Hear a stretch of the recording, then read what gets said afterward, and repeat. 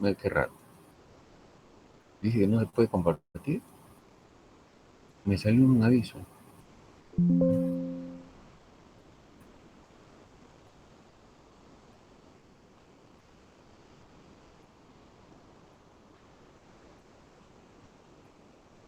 ¿Están viendo la pantalla o no? Me salió un aviso que no estaban viendo. Ya, gracias. Bueno, entonces vamos a ver lo prometido es deuda. Ah, les dije la prueba de entrada. ¿Ya? Entonces vamos a dejar de compartir, vamos a compartir la prueba de entrada que tengo por acá para empezar a resolver la prueba de entrada. Ojo, los temas que yo trato en clase, sobre todo, por ejemplo, la prueba de entrada la vamos a resolver, eso también es clase, ¿eh? Por si acaso, no se vayan a confiar, ¿ya? No se van a confiar. Todo eso es clase. Entonces, en la primera práctica entran, por supuesto que entran los temas de, ¿cómo se llama? De la prueba de entrada, porque ya se supone que voy a resolver toda la prueba de entrada.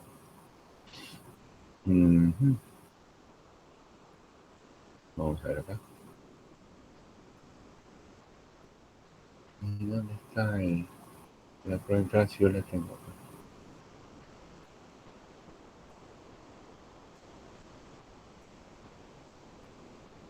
A ver, déjenme buscarla. ¿Por dónde está?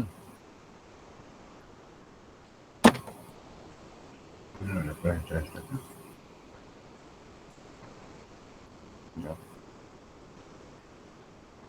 No sé.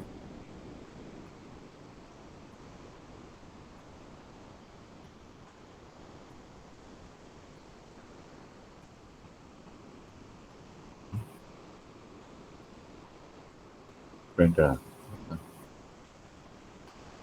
Muy bien. Vamos a ver. Ya está presentando la prueba de entrada. Entonces seguiremos a ver. La están mirando, ¿no? Cuando mira prueba de entrada. ¿Sí? La la primera, yo no digo, puede ser pregunta, ¿ya? Pero vamos a decir que al no tener signo de interrogación es una afirmación, ¿ya? Si fuera pregunta tendría los signos de interrogación, pero no, en este caso es una afirmación. ¿Qué afirma? La pregunta número uno. Afirma que el Poder Legislativo es quien formula o elabora el presupuesto anual de la República. Entonces, uno dice, bueno, el Poder Legislativo, ¿quién es el Poder Legislativo? ¿Qué es el Poder Legislativo? Se supone que por cultura general sí. Por si acaso, es interesante, pues uno dice, ¿qué tiene que ver eso? Van a ver, hay mucho que ver. El Poder Legislativo, ¿quién es? ¿Han escuchado hablar del Congreso, no? ¿Verdad?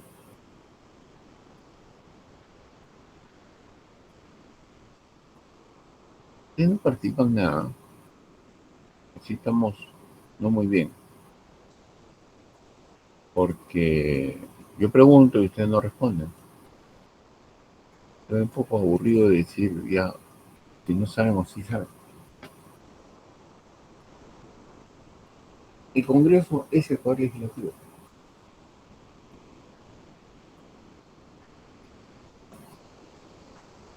Es quien hace, o sea, elabora las leyes, ¿sí? ¿No?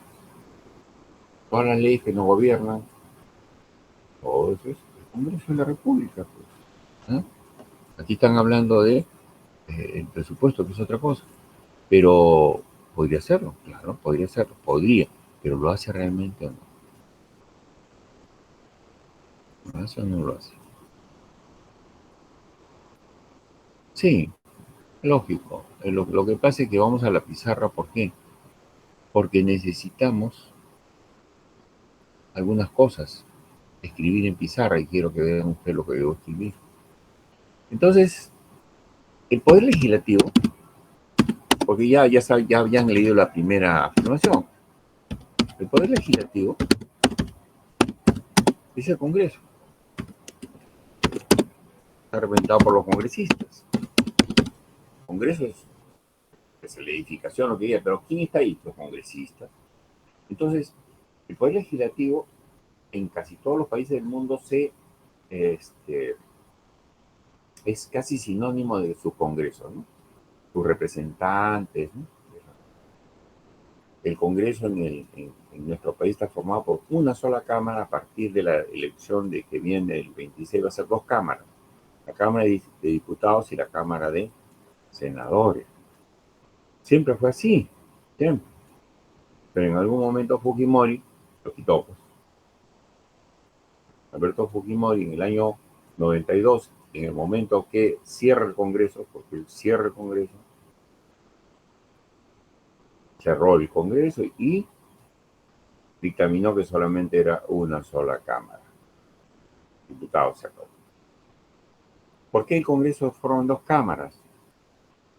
Porque es mejor doble votación en el sentido que yo no, Fujimori dijo, sí, es que lo pueden votar dos veces. No es lo mismo, pues, no es lo mismo. Porque uno le llama a la Cámara reflexiva, o sea, cuando uno tiene dos cámaras, senadores, está formado por quiénes? Por los congresistas de mayor experiencia. ¿Ya? Eso lo forma. Congresistas de mayor experiencia. Son de mayor edad, mayor experiencia, y diputados son los más jóvenes.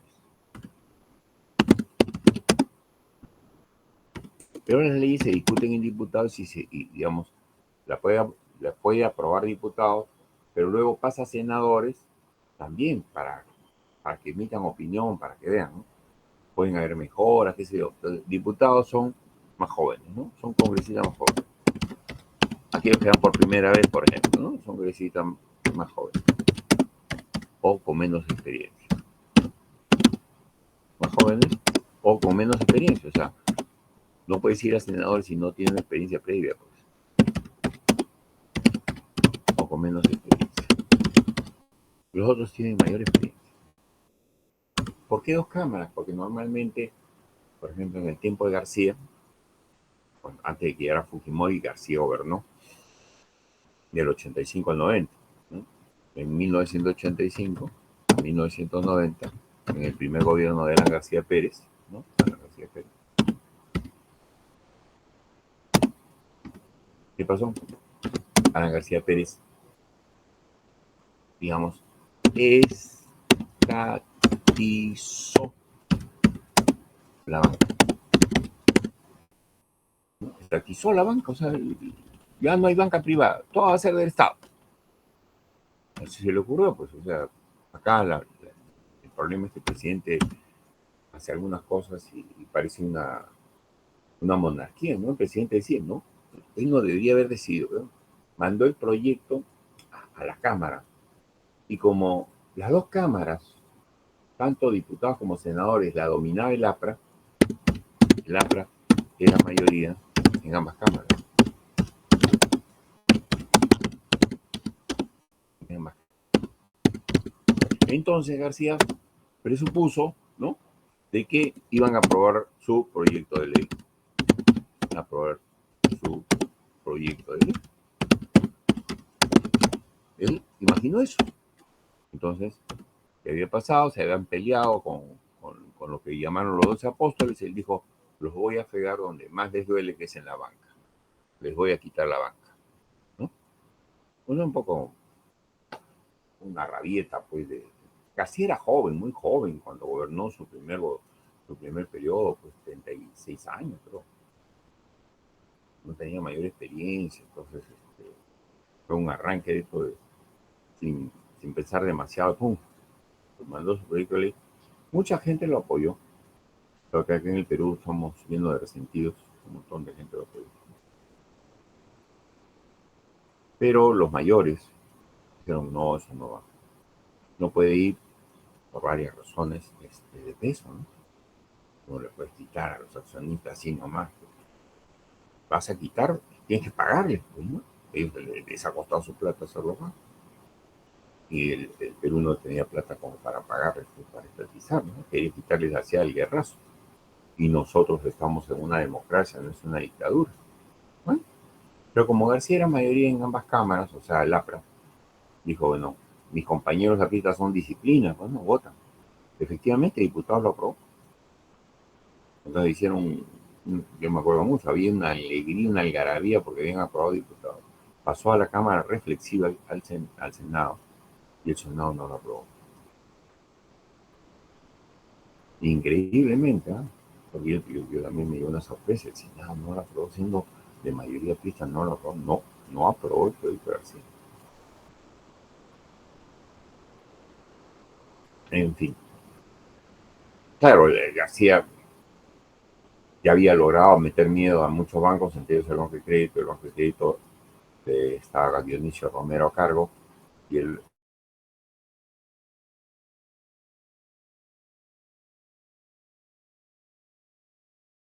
¿no? En acciones del trabajo que le había dado a sus trabajadores, una cosa de esa, al final no era de Dionisio Romero. Pero cuando no le aprobaron todo, esas acciones, Dionisio las retomó otra vez. Seguramente habrá pagado algo al trabajador, ¿no? Pero no, no. El Banco de Crédito ha sido siempre, desde hace muchos años, ha sido el banco más grande del Perú, desde hace muchos años. Desde que prácticamente era el banco italiano, ya era el banco más grande. El banco italiano se convirtió en el Banco de Crédito. Bueno, para eso sirve, pues la Cámara de Senadores a veces lo que se hace de manera un poco irreflexiva, un poco por impulsos, senadores agarran y enmienda la planta. No interesando que sean del mismo partido, sino son, son gente que ha vivido más, que tiene más experiencia, que ve las cosas desde otra perspectiva. Entonces no es lo mismo lo que hizo Fujimori. Ya no necesitamos a los senadores, ¿por qué?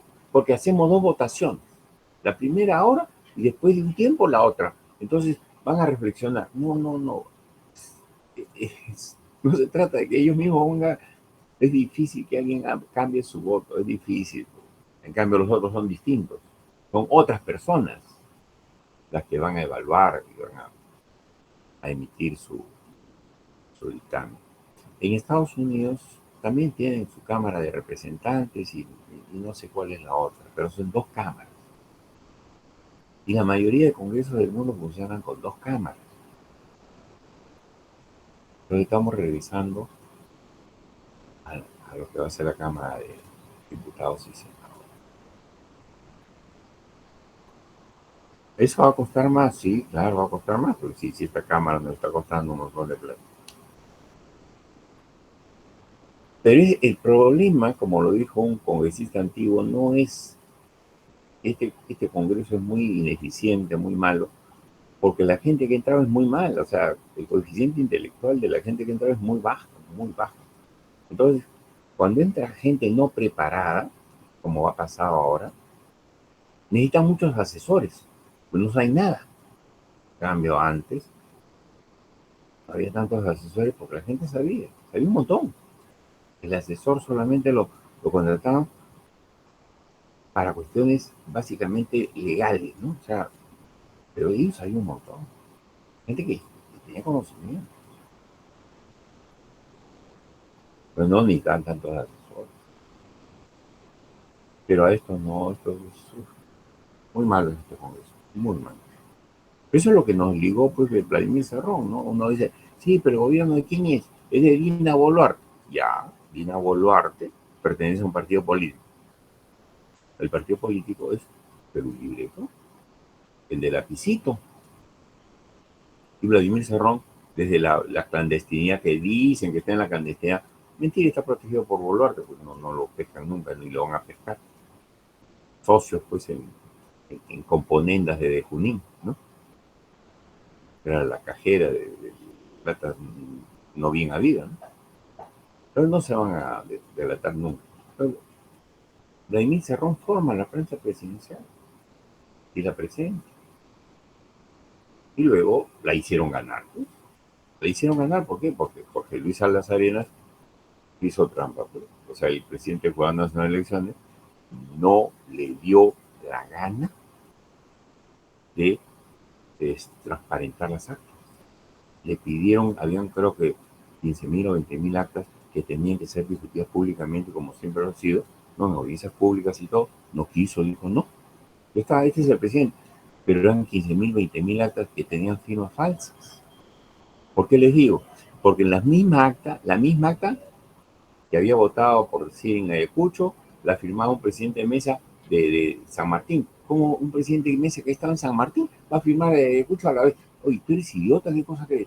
Entonces, había montones de actas con la misma firma, montones de actas validadas con el mismo presidente de mesa. Eso era una estafa, así de eso. Pero se sabía que si validaba la firma, otro hubiese sido el resultado. No, no era Castillo presidente. Y ellos lo que querían era que Castillo fuera presidente. ¿Por qué? Porque Jorge Luis Salas Arenas ideológicamente es de la izquierda, ¿no? Entonces, ahora Vladimir Cerrón se lava las manos diciendo, sí, la presidenta Boluarte está haciendo un pésimo... Oye, ¿qué tal sinvergüenza eres, no? ¿Tú no la has llevado? ¿Tú no has hecho esa plancha presidencial? ¿Tú no has escogido a Castillo, que era un ignorante absoluto y total? ¿Ah? Y esta lo máximo que había sido una funcionaria de tercer o cuarto nivel de RENIEC. No, no era nada más, era jefe de una oficina RENIEC de, creo, de Surquillo, no sé por dónde. Pues no era nada más que llegaba presidente de la República. Y el otro ni maestro era, porque nunca descubrieron la escuela en que dicen que enseñó Pedro Castillo Terrones. Pedro Castillo dicen que era maestro de escuela. Los periodistas se cansaban de buscar en qué escuela. Primeramente, no figura en su currículum en qué escuela enseñó. Comenzaron a buscar en todo Cajamarca, por ahí, no hay, nadie lo conoce. Los periodistas dijeron, vamos a dar un premio económico a los alumnos de Castillo. Nadie se presentó. Nunca enseñó. Pero el sindicato, ¿no?, manejado por ideología izquierdista, lo había inscrito como profesor ante el Ministerio de Educación. Y cuando el Ministerio de Educación le paga la planilla a él y a su mujer, ¿no?, que estaba fugada ahí en México, le pagan como profesor y nunca enseñaron. Por gusto, o sea, así se roba el Estado. Por supuesto que se roba el Estado. Sí, la corrupción es lo que más hay acá. En Perú se pudre en corrupción. Se pudre. Ahora, uno dice, sí, pero eso es de ahora. Un momentito, eso no es de ahora. Yo no estoy criticando solamente. Ahora es peor, nada más. Porque hay más plata. Porque el Perú nunca ha tenido tanta plata como hoy, ¿no? Por los precios de los minerales y todo. Los ingresos son espectaculares. Pero toda la vida había corrupción. Había un escritor, Manuel González Prada, que no sé si lo habrán mencionado en el colegio. Manuel González Prada. Él escribió más o menos, me imagino, por 1900, ¿eh? Por 1900. ¿Por qué? Él escribió después de la guerra con Chile. Y un poco antes de Leguía. Leguía fue en 1911. No, 1919 1930, el onceño de Leguía. ¿Ya? Manuel González Prada, 1900. En un libro que lo tituló Páginas Libres. Ojo, que lo voy a escribir con J, ese que dice con G. Pero así lo escribió él, pues. Páginas Libres. En ese libro, yo no lo he leído, los que lo han leído discutieron sobre esta frase. Páginas Libres. Donde él, digamos, atacaba la corrupción de esa época. ¿Qué había dicho González Prada? El Perú se asemeja a un organismo vivo putrefacto, que donde pones el dedo salta la pus. Fíjense, 1900, donde pones el dedo salta la pus. O sea, el Perú es recontra corrupto hace años, de años. Nos vamos más atrás, nos vamos a Bolivia. Bolívar dijo, el Perú es un país de enormes recursos, muy rico, lo malo es su gente. Lo malo es su gente. Y entonces uno dice, ¿qué pasa con el Perú? ¿Cuál es el problema del Perú? La corrupción. Hace algunos años atrás, no hace mucho, hace algunos años atrás, estaba viendo estadísticas económicas y yo comparo, ¿no? Estaba viendo Chile y Perú, nuestro vecino del sur. Y Chile, en los indicadores económicos, era 50% más próspero que el Perú. 50% más próspero que el Perú. Ya después vamos a ver cómo se refleja eso cuantitativamente en el indicador que más se usa en la economía. Y entonces, cuando uno lee y uno se detiene un momentito a reflexionar, por eso les digo, hay que reflexionar. No es que es necesario que me lo diga el artículo, no, tú reflexionas, tú. Y tú dices, Chile, ¿pero qué tiene Chile? ¿Por qué es 50% más próspero que el Perú? ¿Qué tiene Chile? Chile es una franja larga, desértica, desértica, donde solamente hay cobre.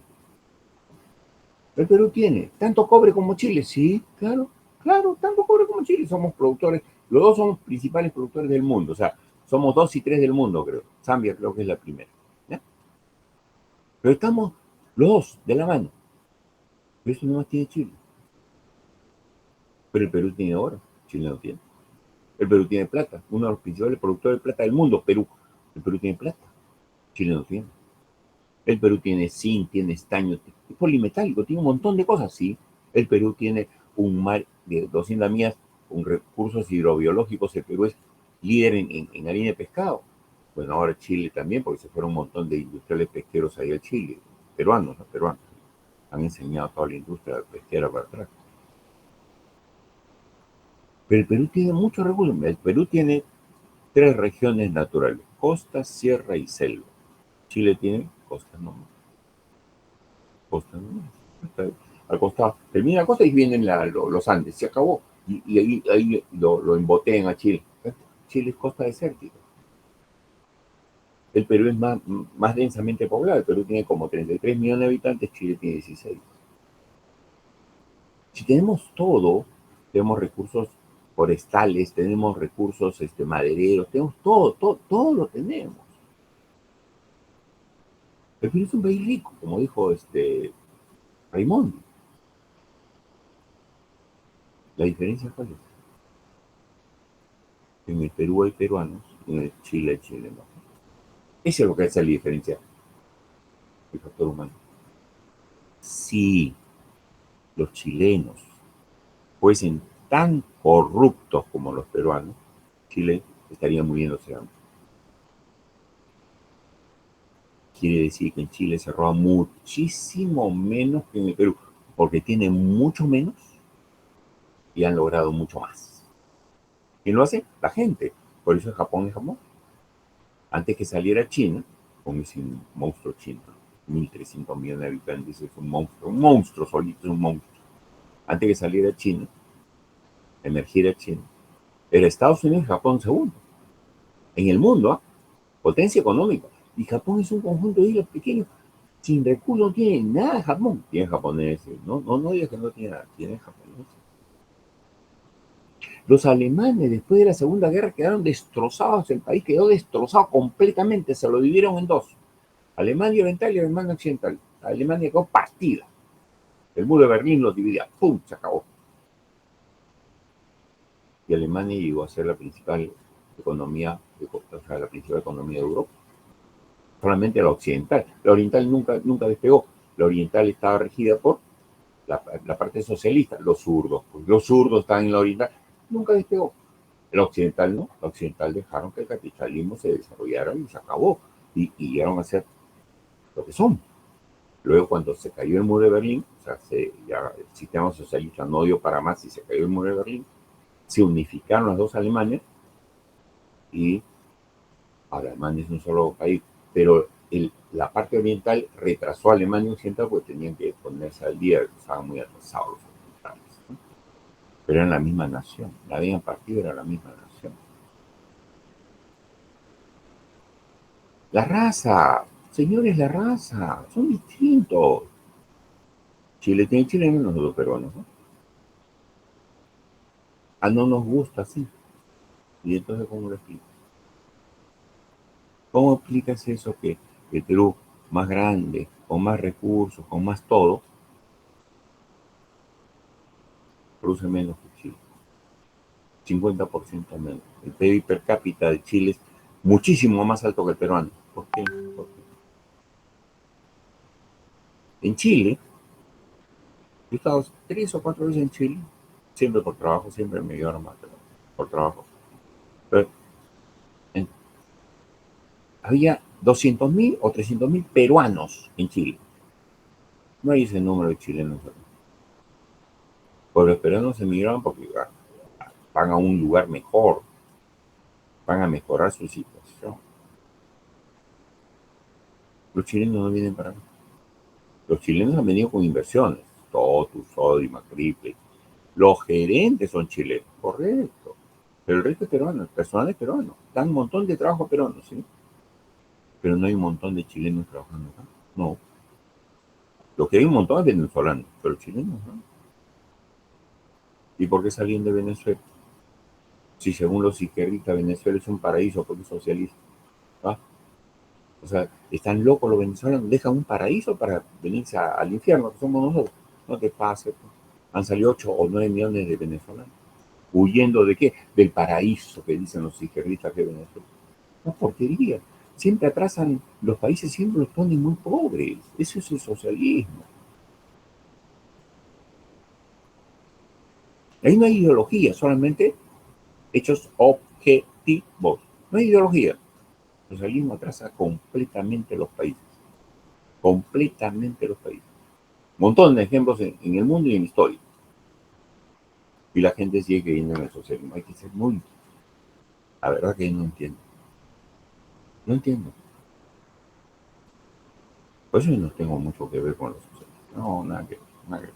Nada que ver.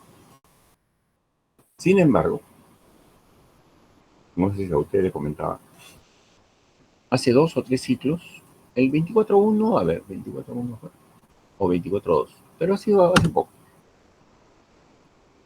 Un alumno, que no recuerdo bien su nombre, su apellido, pero sí sé que fue el mejor alumno, era de S1, sí, era de S1. De todas las secciones que he hecho, fue el mejor. Y ese alumno era socialista. Hemos tenido, así este día virtual, intercambio de opiniones y todo. Él estaba en la parte opuesta, yo estaba acá. O sea, yo no soy de izquierda, yo soy de derecha, él es de izquierda. Y discrepábamos, por supuesto que discrepábamos.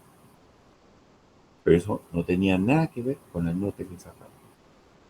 Por si acaso dicen, no, profesor, no, nada, no tengo. Miren, como les digo, si vienen a clase, si no vienen a clase, si son zurdos, socialistas o lo que fuera, no me interesa, no me interesa.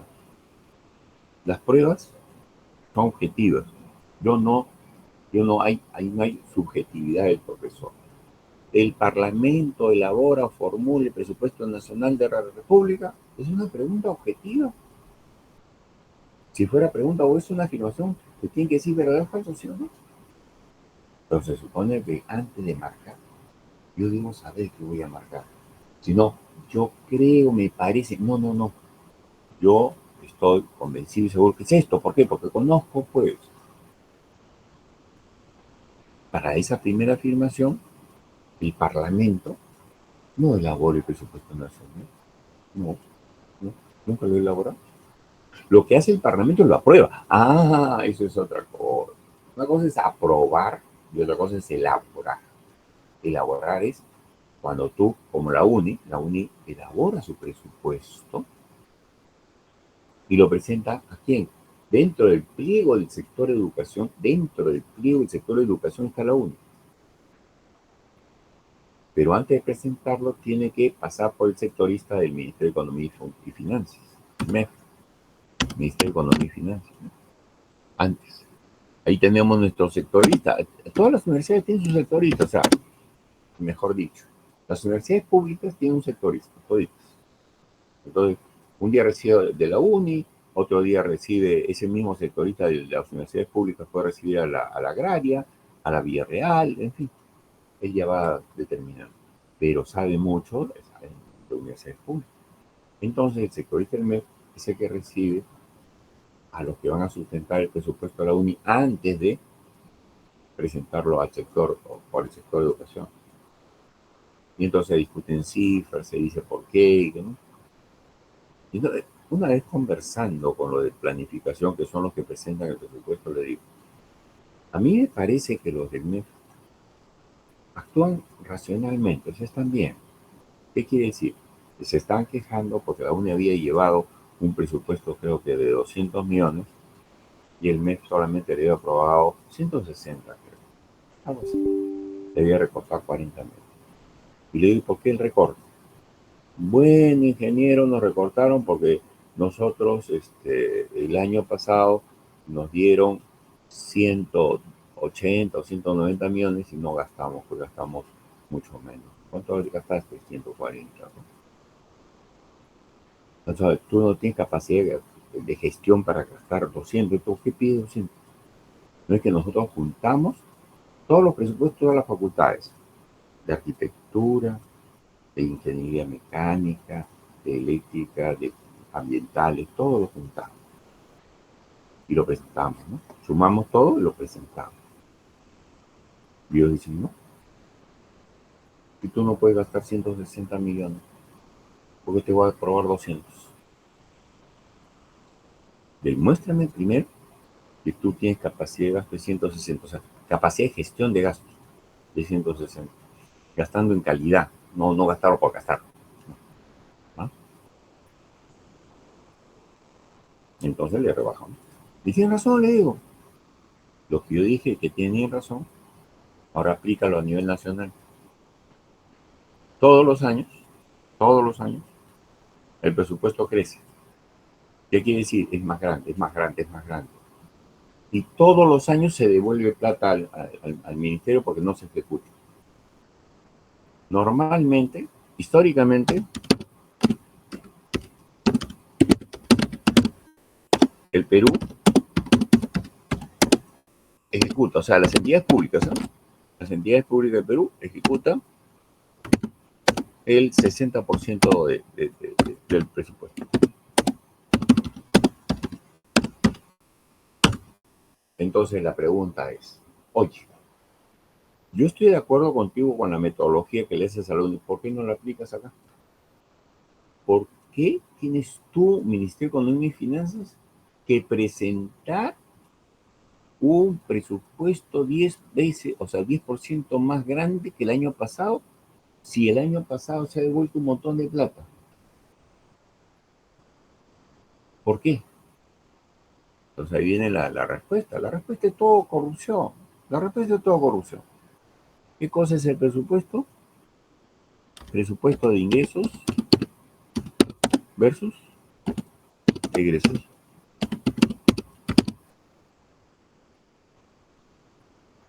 Si los ingresos son menores, ¿no?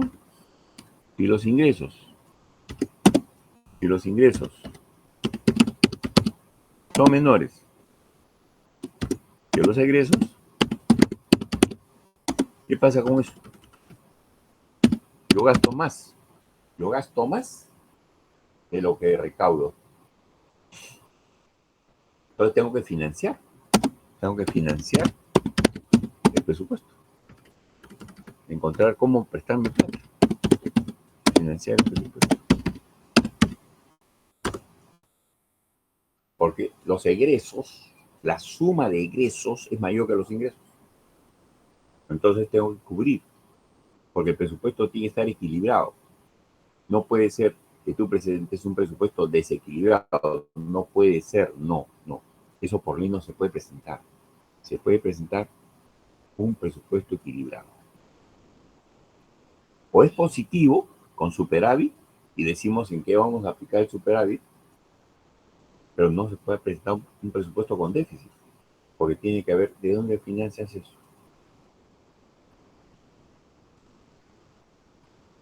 Entonces te dicen, bueno, prestamos, ¿no? pero son préstamos. A veces el presupuesto está financiado en 2.000, 3.000 millones de dólares, ¿no? Y hay que financiar 2.000 o 3.000 millones de dólares. La pregunta es, ¿y cómo se financia? Vienen las clasificadoras de riesgo, vienen acá, dicen, vamos a estructurar una operación de bonos. Esto todavía no lo saben ustedes, pero así es. Vamos a estructurar una operación de bonos. Y colocamos bonos soberanos del Perú a 30 años. Ya, perfecto. ¿Por cuánto? 2.000 millones, que es el presupuesto. Muy bien. Ya, yo te cobro, digamos, de la emisión te cobro 1%. El otro dice, yo te cobro 0,8%, pues ya así. Entonces, compiten entre ellas, ¿no? Y por lo bajo, y ahí viene el gran negocio, por lo bajo, están diciendo al funcionario, yo te doy tanto, yo te doy tanto, yo te doy tanto. Gane quien gane, el MIF gana plata. O sea, ¿quién gana plata? El que negocia la deuda externa. ¿Quién es el ministro? Pues sí. Pero si tú dices, el ministro no roba, te ha dicho, y tú no sabes nada. Hay corrupción total. Por eso es que todos los años crece el presupuesto. ¿Por qué? Porque no tenemos suficientes ingresos como para sustentar los egresos presentados. Pero ¿por qué no le aplica la regla de la UNI? Pues si no pueden gastar, ¿no? 40% lo han devuelto, ¿por qué te voy a aumentar el presupuesto? ¿Por qué? ¿Por qué? ¿Por qué? No hay razones. Pero todos los años el presupuesto crece. Todos los años. Y todos los años hay plata de vuelta al final. Todos los años. Entonces uno dice, ¿y la Contraloría? Eso es una porquería. La Contraloría no sirve para nada. Ya les expliqué cómo funciona la Contraloría. La Contraloría es una desgracia. La Contraloría General de la República. Contraloría General de la República del Perú. ¿No? Sirve para nada. Mejor la cierran. Y nos ahorramos plata. No sirve.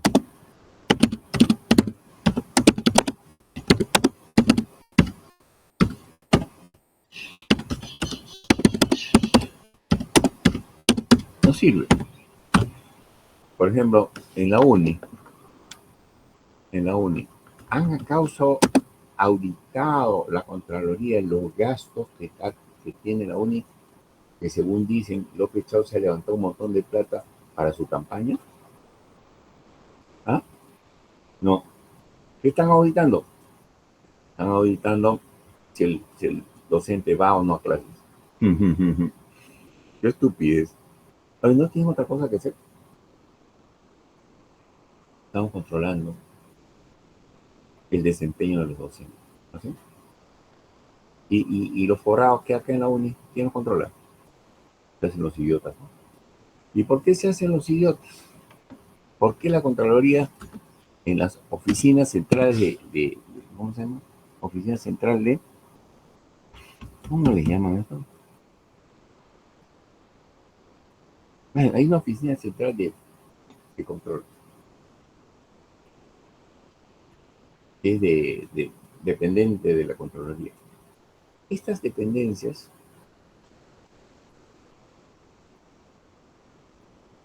Oficina de Control Institucional, la OSI, Oficina de Control Institucional, eso depende de la Contraloría. ¿Ya? Esa OSI, que está en el segundo piso del pabellón central, todo el personal lo paga la UNI. ¿Cómo? Yo te voy a fiscalizar y tú me pagas mi sueldo. ¿Ah? Eso es estúpido porque si tú no me caes bien, o sea, yo te fiscalizo mucho y te digo que estás robando, ¿qué va a pasar con mi sueldo? No, no te lo pago. Me voy loco, pues, no te pago. Y yo vivo de mi sueldo todos los meses, sí, pues no te pago. Entonces nadie se mete con las autoridades. ¿Por qué? Porque no, las autoridades te pagan. O sea, la OSI, la Oficina de Control Interno, depende del presupuesto de la UNI. Entonces, es una irracionalidad, pero lo dice la ley. Entonces te vas al Congreso y hablas con los congresistas que son unos irracionales y les dices, no puede ser.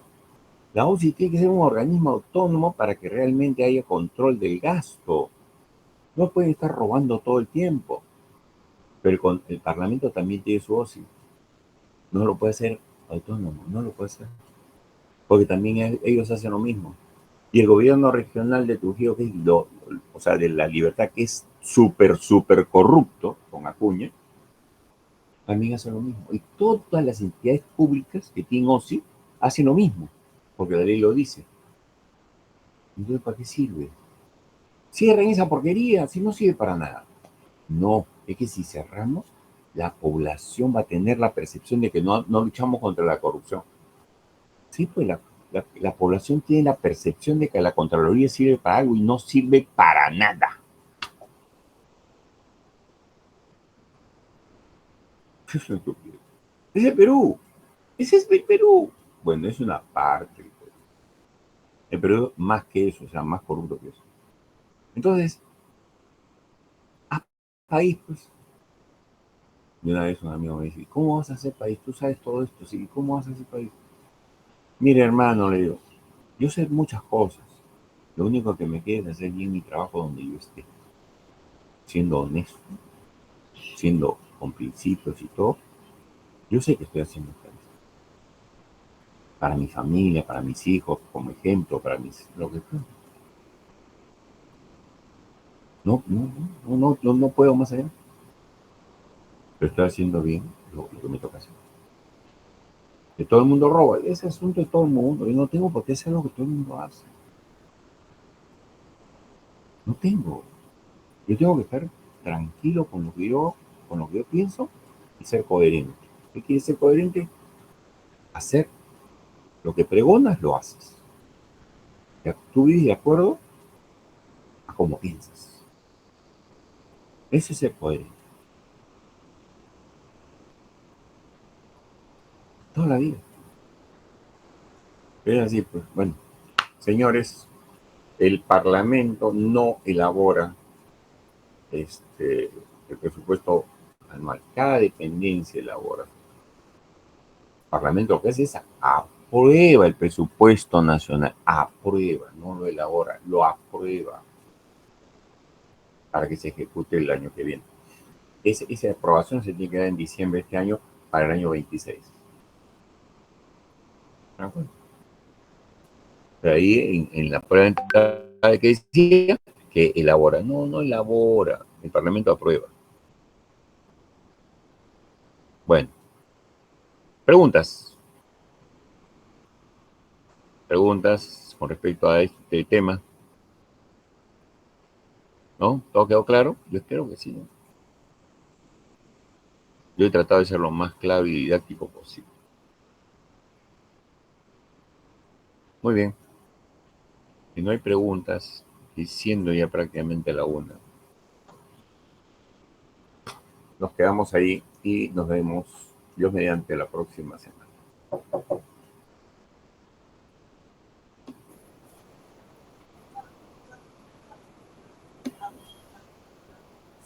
Profesor, muchas gracias. Muy buen día. Gracias, Gracias, buen día. profesor. Gracias a Gracias, ustedes. profesor. Hasta luego. Gracias a ustedes. Hasta luego. Que les vaya muy bien. Buen fin de semana. Cuídense.